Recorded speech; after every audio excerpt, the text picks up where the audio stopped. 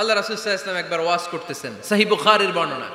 আল্লাহর হাবিব সাল্লাল্লাহু আলাইহি ওয়াসাল্লাম বললেন, ইন্না মিনা শাজারি শাজারা, এক ধরনের গাছ আছে, লা ইয়াসকুতু ওয়ারাকুহা, যেই গাছের পাতা কোনোদিন ঝরে না, পাতা পড়ে না, একটা গাছ আছে।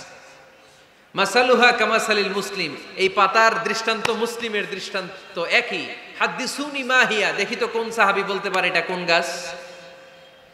আল্লাহর হাবিব বললেন, এমন একটা গাছ আছে যেই গাছের কোনো পাতা ঝরে না।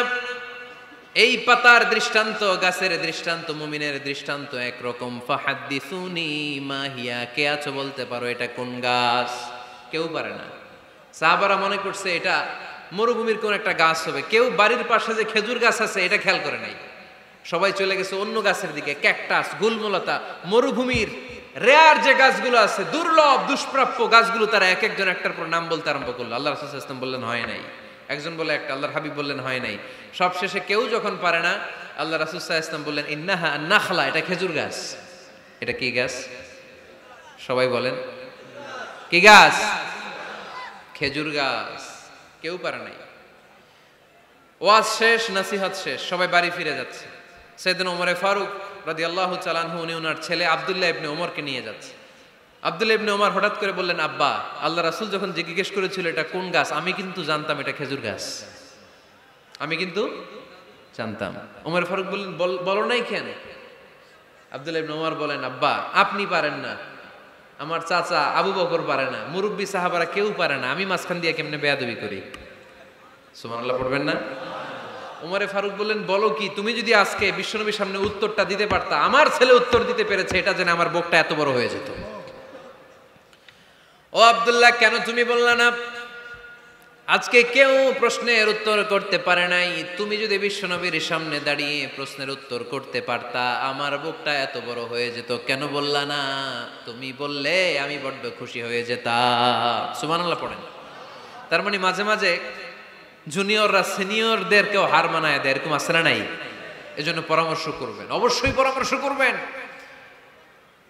সাইয়েদনা ওমর ফারুক যখন খলিফা, তিনি মুরব্বীদের মিটিংয়ে একটা ছোট্ট বাচ্চাকে রাখতেন, অল্প বয়স্ক এক সাহাবী, ওই সাহাবীর নাম আব্দুল্লাহ ইবনে আব্বাস রাদিয়াল্লাহু তাআলা আনহু।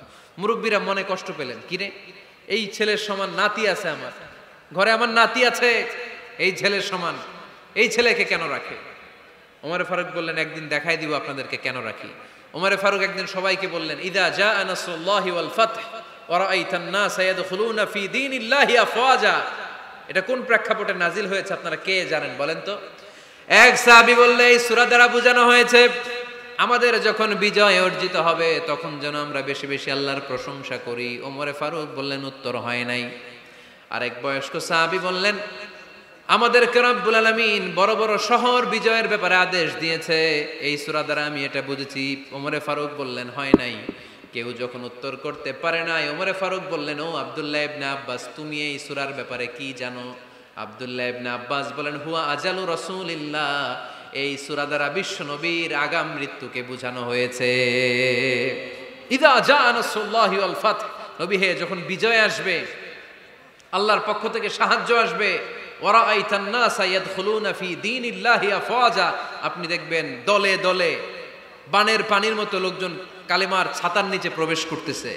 তো সবাই যখন কালিমা পড়ে মুসলমান হয়ে যাবে, সবাইকে মুসলমান বানানোই ছিল বিশ্বনবীর মিশন। মিশন যখন কমপ্লিট, নবী থাকার পৃথিবীতে আর দরকার নাই। এই সূরা দ্বারা আল্লাহ বুঝিয়েছেন বিশ্বনবী পৃথিবীতে আর বেশি দিন বেঁচে নাই। চিল্লায় বলেন ঠিক কিনা? ওমর ফারুক ডেকে বললেন, আব্দুল্লাহ, মারহাবা, মারহাবান বিকা ইয়া আব্দুল্লাহ ইবনে আব্বাস। ও আব্দুল্লাহ ইবনে আব্বাস, মাশাআল্লাহ তাবারাকাল্লাহ, কেউ সঠিক উত্তর না দিতে পারলেও তুমি সঠিক উত্তর দিয়েছো। তুমি এই সূরার ব্যাপারে যতটুকু জানো আমিও জানি ততটুকু পড়েন, সুবহানাল্লাহ। তুমি সঠিক উত্তর দিয়েছো। এই হাদিসগুলো প্রমাণ করে মাঝে মাঝে জুনিয়ররা সিনিয়রদেরকেও হারিয়ে দেয়। চিল্লায় বলেন ঠিক কিনা? এজন্য মাঝে মাঝে বাচ্চা ছেলেদেরও পরামর্শের দরকার আছে না নাই? ঘরে সুখ নাই, শান্তি নাই, কারণ পরামর্শ করেন না তো। আব্বা আম্মার পরামর্শ নেন, স্ত্রীদের পরামর্শ নেন, ছেলে মেয়েদের পরামর্শ নেন। গুরুত্বপূর্ণ সিদ্ধান্ত নেওয়ার আগে পরামর্শ করে সিদ্ধান্তগুলো নেওয়ার দরকার আছে না নাই? পরামর্শ করে ফ্যামিলি মিটিংয়ে যদি আমরা সিদ্ধান্ত নেই, ওই সিদ্ধান্তে বরকত দিবে কে? আওয়াজ করে বলেন, ওই ঘরটারে বরকতময় করে কে? কয়টা গেল? 7টা। 8 নাম্বার হচ্ছে, প্রত্যেকটা ঘরে এক একটা পারিবারিক পাঠাগার গড়া চাই, ফ্যামিলি লাইব্রেরি।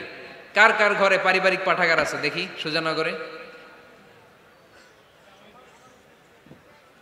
মাশাআল্লাহ, মাশাআল্লাহ পড়েন, আওয়াজ করে পড়েন মারহাবা। যাদের ঘরে নাই তাদের ঘরে একটা পাঠাগারের দরকার আছে না নাই? একটা শোকেস বানাবেন, ওখানে ইসলামী বইগুলো রাখবেন, ইসলামী সাহিত্যগুলো রাখবেন, তাফসিরগুলো রাখবেন, হাদিসের বইগুলো রাখবেন। একটা পারিবারিক পাঠাগারের দরকার আছে না নাই? কোরআনের প্রথম আয়াত হয়েছে পড়ো। কোরআনের প্রথম আয়াত কি? আল কোরআনের প্রথম বাণী পড়ো, আল হাদিসে নবীর কথা পড়ো। আল কোরআনের প্রথম বাণী পড়ো, আল হাদিসে নবীর কথা পড়ো। পড়ে পড়ে শেখো, শিখে শিখে তুমি তোমার নিজের জীবন গড়ো। পড়েন আমিন। কোরআনের প্রথম কথা কি? ইকরা, পড়ো। কোরআনের প্রথম কথা কি? ইকরা বিসমি রাব্বিকাল্লাযী খালাক, খালাকাল ইনসানা মিন আলাক। ইকরা ওয়া রাব্বুকাল আকরাম আল্লাযী আল্লামা বিল কলম আল্লামাল ইনসানা মা লাম ইয়ালাম। পড়েন সুবহানাল্লাহ।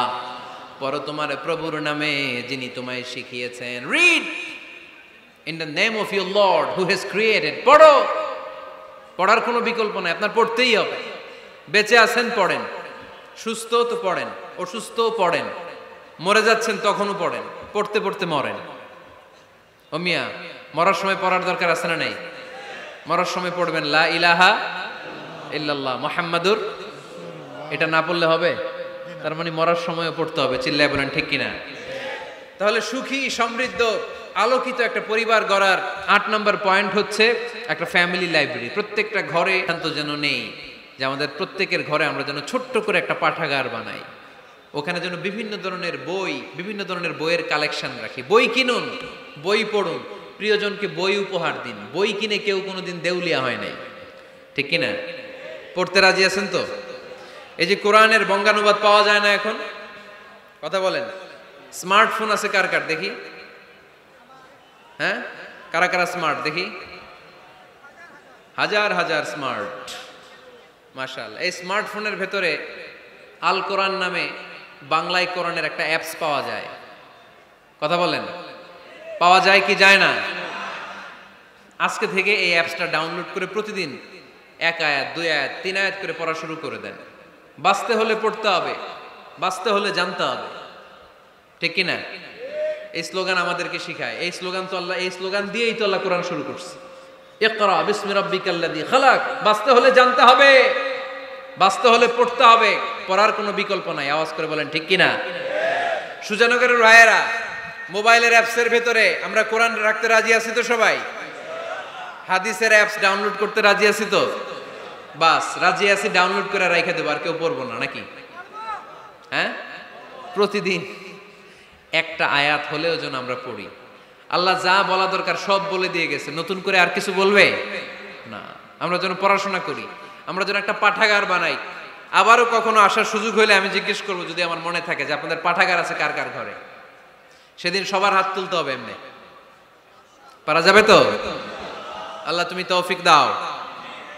এজন্য একা একা সিদ্ধান্ত নেবেন না, নারীদের কাছ থেকেও পরামর্শ নেবেন। আল্লাহর হাবিব সাল্লাল্লাহু আলাইহি ওয়াসাল্লাম নারীদের পরামর্শের গুরুত্ব দিয়েছেন। মাঝে মাঝে জুনিয়রদের পরামর্শ নিতে হয়, ছোট্ট বাচ্চাদের পরামর্শ নিতে হয়। ছোট্ট বাচ্চাদেরকে বোকা মনে করবেন না, ছোট্ট ছেলে মেয়েদেরকে বোকা ভাববেন না, ওদের মাথায় বুদ্ধি আছে। মাঝে মাঝে জুনিয়ররা সিনিয়রদেরকে হারায় দেয়, আছে না নাই? আল্লাহর হাবিব সাল্লাল্লাহু আলাইহি ওয়াসাল্লামের একটা বৈশিষ্ট্য ছিল, তিনি কিছু খেলে খাওয়ার পরে বন্টন করলে কোন দিক দিয়ে করতেন? আওয়াজ করে বলেন না। ডান দিক থেকে। একবার তিনি দুধ খেলেন, দুধ খেয়ে বন্টন করবেন, কিন্তু ডান দিকে দাঁড়িয়ে ছিল একটা ছোট্ট ছেলে, আর বাঁ দিকে মুরব্বী সাহাবারা। আল্লাহর হাবিব সাল্লাল্লাহু আলাইহি ওয়াসাল্লাম এই ছোট্ট ছেলের কাছ থেকে অনুমতি চাইলেন। তার মানে ছোট্টদেরও পরামর্শের দরকার আছে না নাই? আল্লাহর হাবিব বললেন, আতাযানু লি আন উ'তিয়া হাউলা।